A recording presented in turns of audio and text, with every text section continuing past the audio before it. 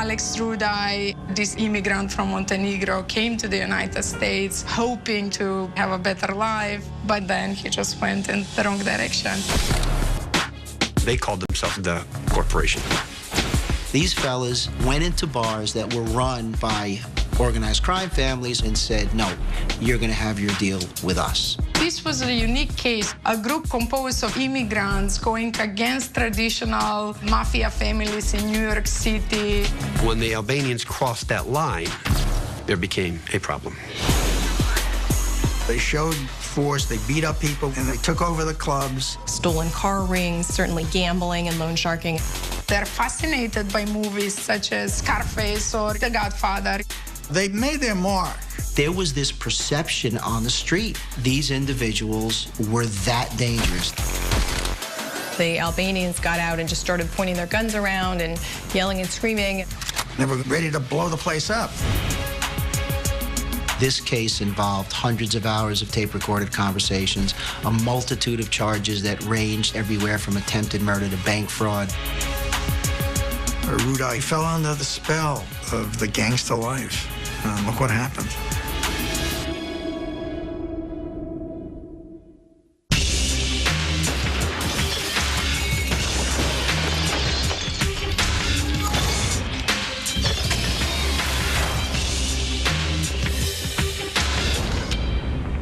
Now on Gangsters, Alex Rudai, the patriarch of the Sixth Family.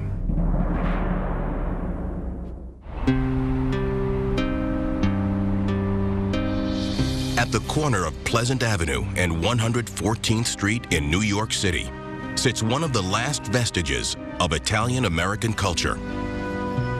Rayo's restaurant in East Harlem. If you get a table there, you know, that's something.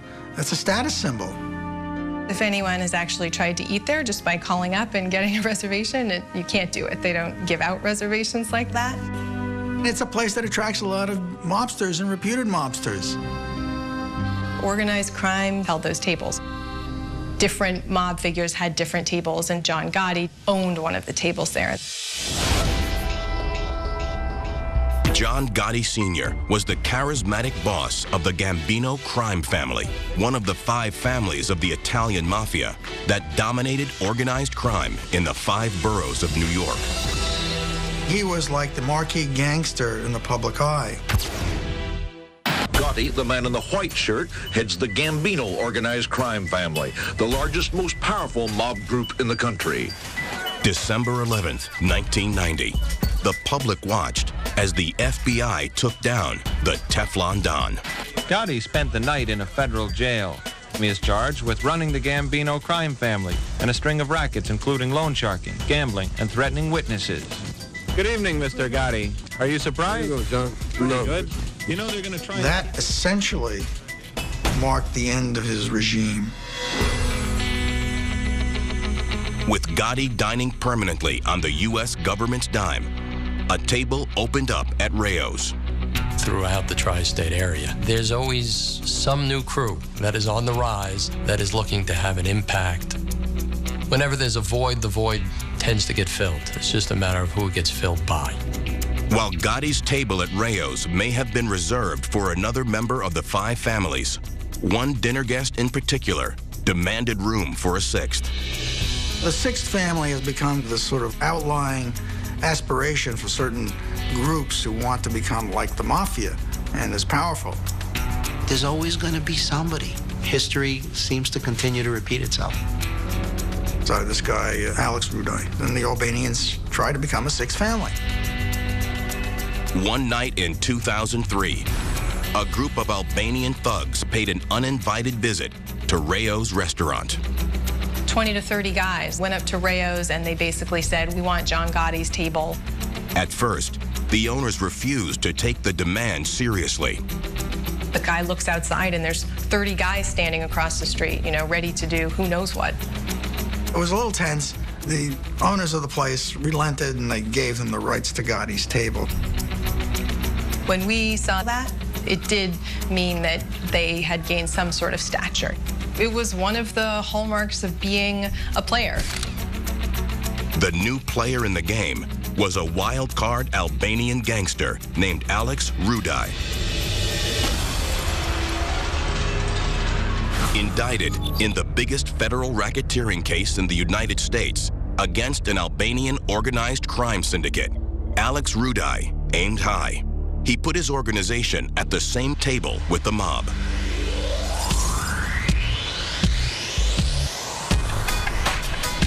In our view, it was a unique situation.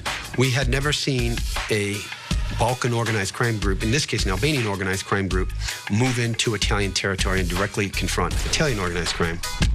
This was groups of immigrants going against mafia families and actually making name for themselves.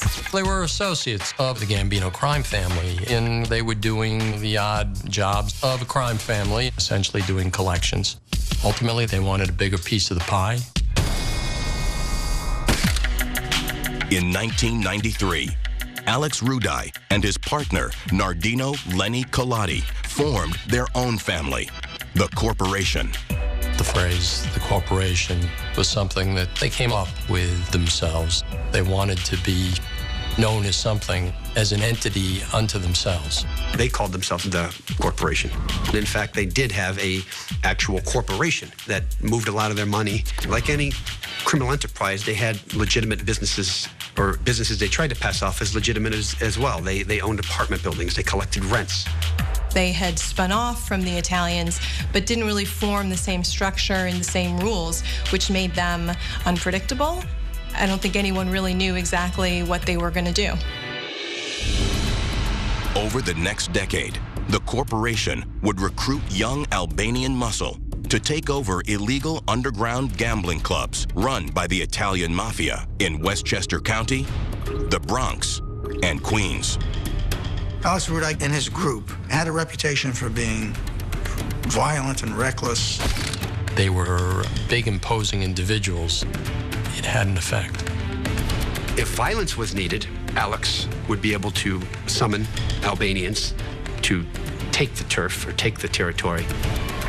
They actually conducted some really, really violent beatings, not just a bar fight.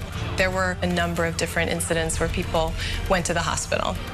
When the Albanians crossed that line into the area of Italian organized crime, there became a problem. These underground gambling clubs had been controlled by the five families. I mean, these are dangerous people that the Rudaj organization was edging out, the Lucchese's and the Gambinos. You know, you don't take them on lightly. It takes someone with some guts. The Greek gambling establishments in Astoria, Queens had traditionally been controlled and under the protection of the Lucchese crime family, and there were some Gambino establishments as well. They easily muscled out the mafia. When the Gambino crime family tried to set up a rival game at another club, Rudaj's people jumped on it right away. They obviously saw the business, saw that other people controlled it, and they wanted a piece of it. Taking over the clubs meant taking the house to the cleaners.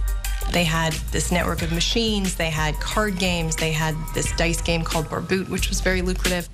They made lots of money, our estimations, between $50,000 and $75,000 per week.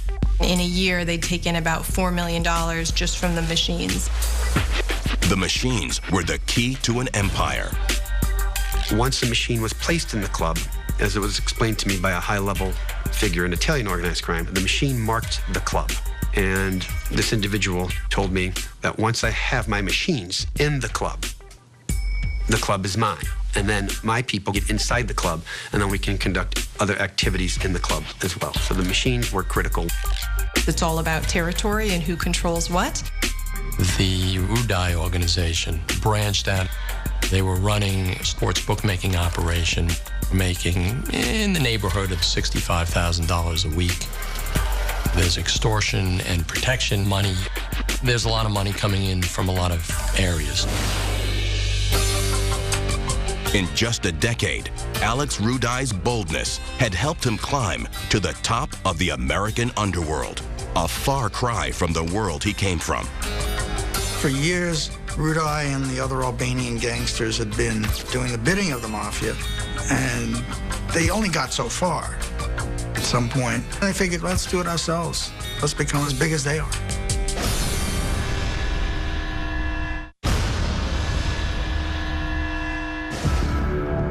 In recent years, Hollywood has discovered a new bad guy, the Albanian. If there is one story about Albanian organized crime, is that the Albanians are the new Sicilian mafia. They're taking over.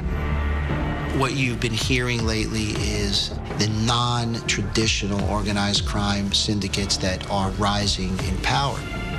That Albanian organized crime groups were known as extremely violent. For one or another reason, violence was always associated with Albanian organized crime. And people then start believing in that.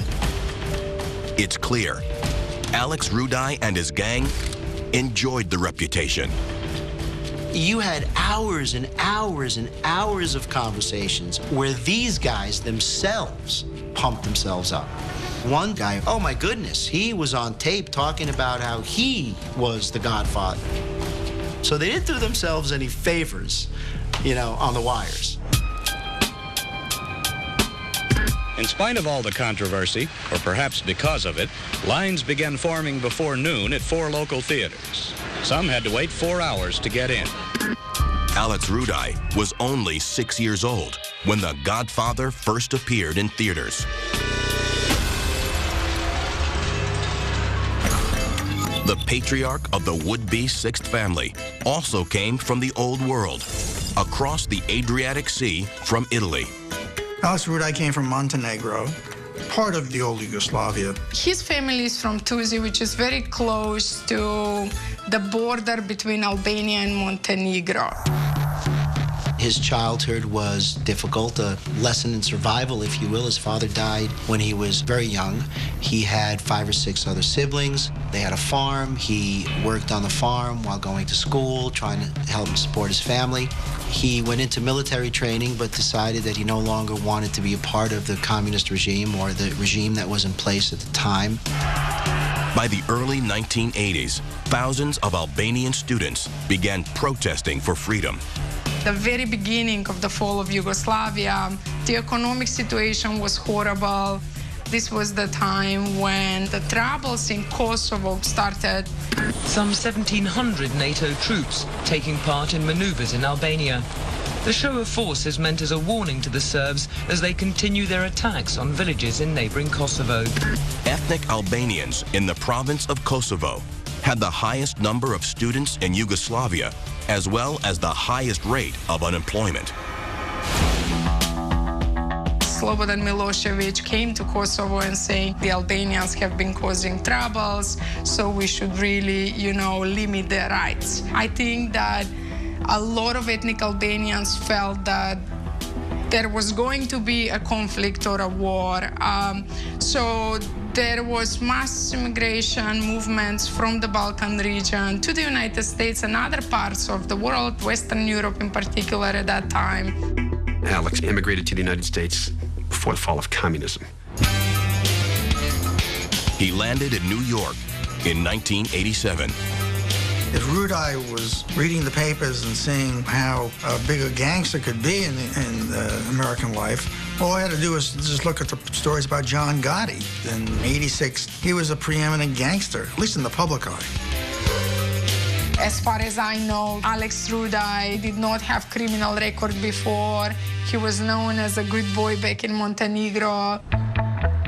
In America, he would become known as the gangster who took on the mob. But his ascension to the top of the underworld did not happen overnight. When he came to the United States, he hardly spoke a word of English. Initially, he worked in the typical ethnic niches that a lot of Albanian migrants saw themselves in. He was a busboy, he was a porter, he was a superintendent for some buildings in the Bronx. He was a very hard-working man. You want to achieve this American dream, but you don't have the legitimate opportunity, you don't have the networks, you don't have the the education, and you are an immigrant in a foreign country. I suppose among his old ethnic countrymen, they saw what was going on, and they were rubbing shoulders with mob-connected characters in New York. The most notorious man in New York from his own part of the world was a known Kosovar Albanian gangster named Ismail Lika. Lika was involved in bringing heroin from Yugoslavia and also illegal immigration paperwork. The Lika case was brought to indictment under the tenure of Rudy Giuliani as U.S. Attorney. In 1985, intelligence showed that Lika put out a contract on the assistant prosecutor in the case, the DEA agent, and supposedly also there was some threat against Giuliani. He got arrested, of course, and put away federally. Lika got life without parole around the same time Alex Rudai arrived in America. Within a few years, Rudai's decision to come west had been validated. Yugoslavia was disintegrating daily, and in America, he had made a stable life. In the early 90s, he got married with an American Albanian woman. He had beautiful children. They were a very close-knit family. This was around the beginning of the Kosovo conflict, so he felt the pressure for making money to support his family back home and his family in the United States. He wanted to make some money, but he fell under the spell of the gangster life. Look what happened. He got in by partnering up with an Italian, Lenny Colati.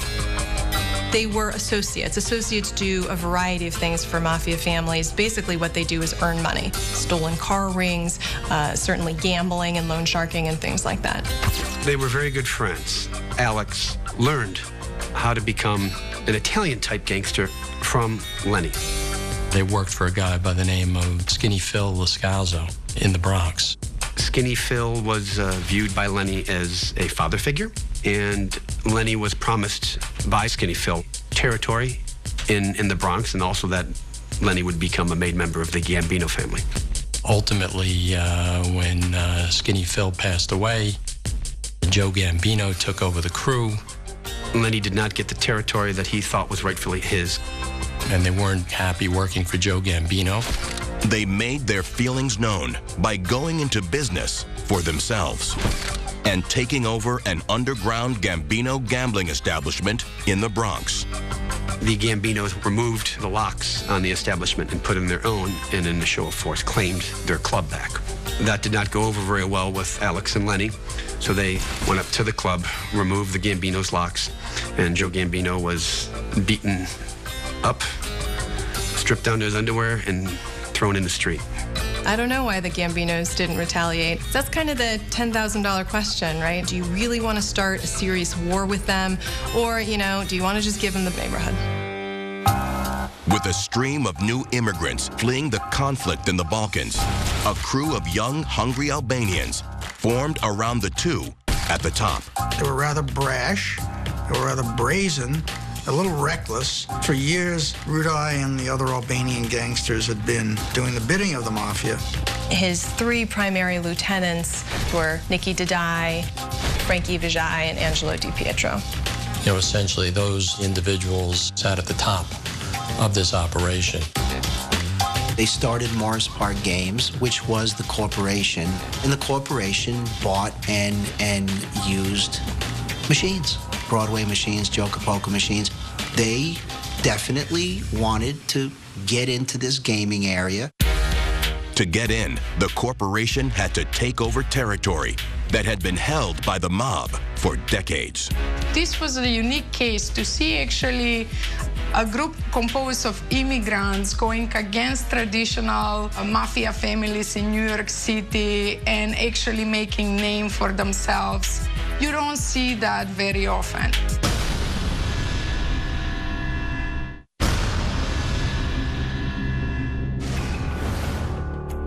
While The Sopranos set a fictional Italian mafia don in the suburbs of New Jersey, the traditional base for the mob has been the 5 boroughs of New York.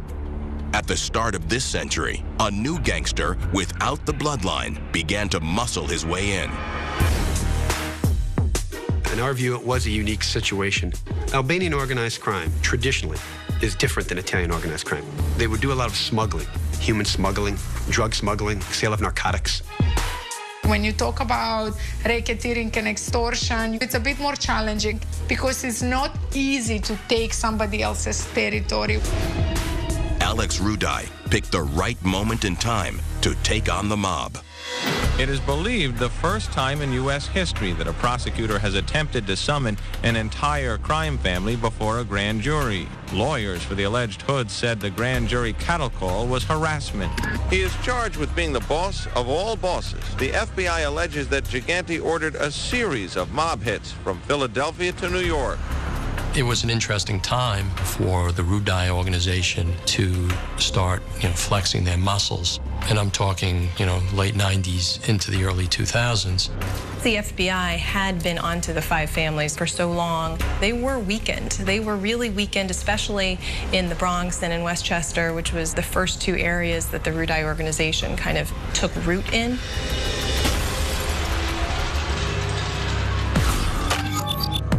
Alex Rudai and his corporation did not reinvent the wheel. They kept the same clients and the same business. One of the things that was done was essentially removing gambling devices and machines from local bars and restaurants and putting their own machines at the same locations.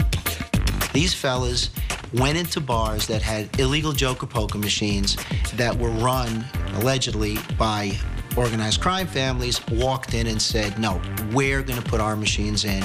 You're going to have your deal with us. It was largely the ethnic Greek gambling operations. They'd have the joker poker machines set up in businesses, pastry stores, bars, other stores, convenience stores. The bar owners get a cut of what comes out of the machines. They extorted or forced bar owners to switch. You had to feel bad for the bar owners. All they want to do is operate their bars.